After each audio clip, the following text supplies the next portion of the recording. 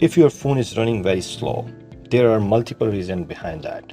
But there is one reason which probably you have the large files and the duplicate file in your phone which makes your phone very slow, and those are occupying the lot of big space and which is not even useful. So how you can identify those big fish and you can get rid of from there is by simple those steps. Follow those steps and you can identify which are the big file. If you need that, keep it, otherwise you can just easily delete it.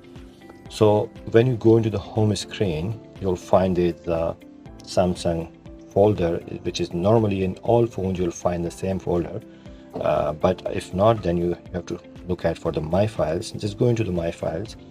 It will open like this. All different kind of Androids has a different thing, but this is so in this thing. So you need to just scroll down, manage storage. When you go to the manage storage, you'll see how much is used and how much is left. So first of all, you'll know how much is your phone used. Let's say there's lots of uses, so just scroll down a little bit.